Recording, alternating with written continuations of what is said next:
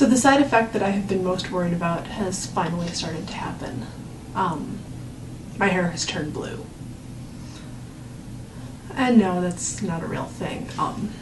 Actually, the thing that I have been dreading since before I had the surgery is that my hair has started to thin, which is a polite way of saying my hair is falling out.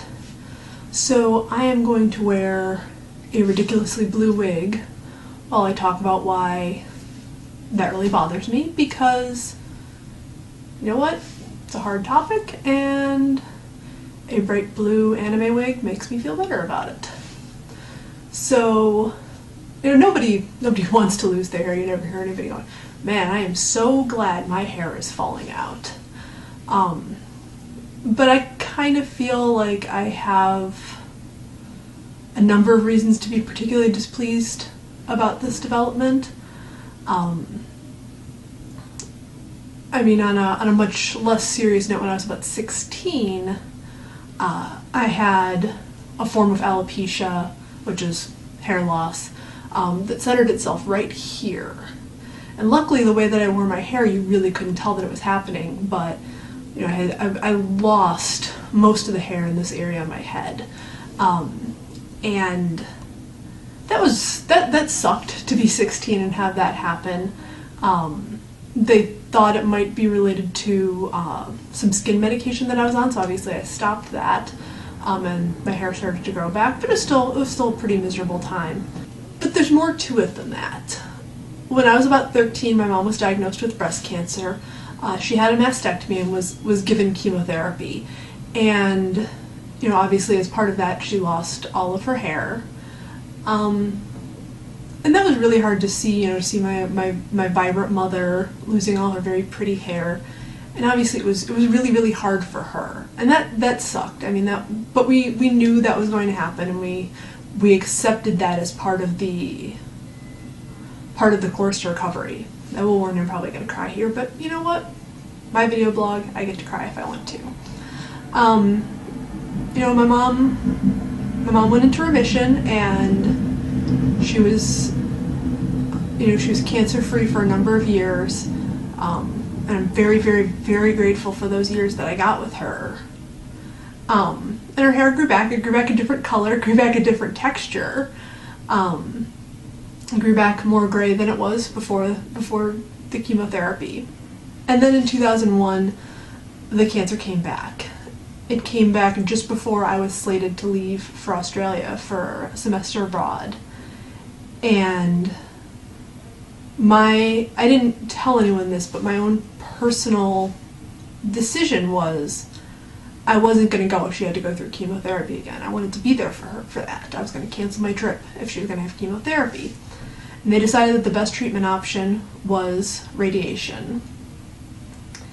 And then about a month or two into my trip to Australia, they decided they needed to up the treatment, and it became chemotherapy. So the last time I saw my mom with hair was when I left for Australia in July of 2001. She underwent another round of chemotherapy, and then more chemotherapy and more radiation, and I came back in December of 2001, and you know, they continued to fight it and everything, but in May of 2002 we found out that it was terminal, and she was given about 6 months to live, which was obviously really horrible. And she always used to like to brush my hair when I was little, and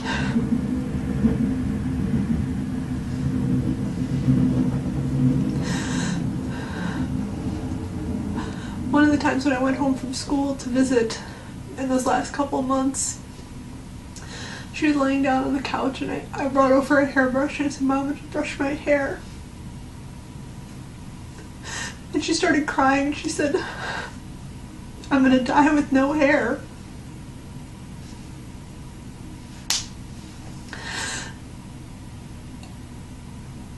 And I probably give more more weight and significance to things like that she said during that time than she would have ever wanted me to.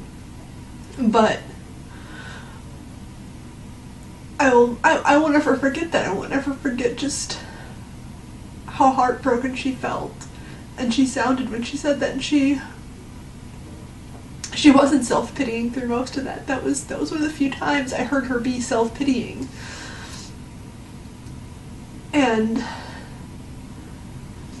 you know, I'll admit it, I have a bit of a phobia about losing my hair since then. It reminds me of that. It reminds me of that possibility that someday I will have to undergo chemotherapy and that I will lose all of my hair. And, you know, I knew going into the surgery that there was a really good chance that I was going to experience significant hair thinning. And, you know, it's great. It's probably not bad enough that you can tell. I mean, I don't know that anyone besides me and maybe my husband can tell that it's happening, but, you know, the fact that I know that it's happening is hard enough. You know, they say that it'll grow back, and I have to keep telling myself that it will grow back, and, you know, that it won't be this way the rest of my life, and that if I do have to undergo chemotherapy, I can wear a blue wig if I want to. And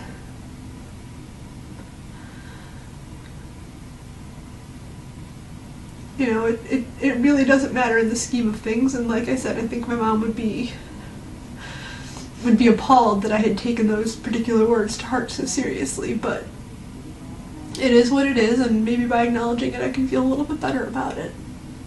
I hope you're having a better day than I am.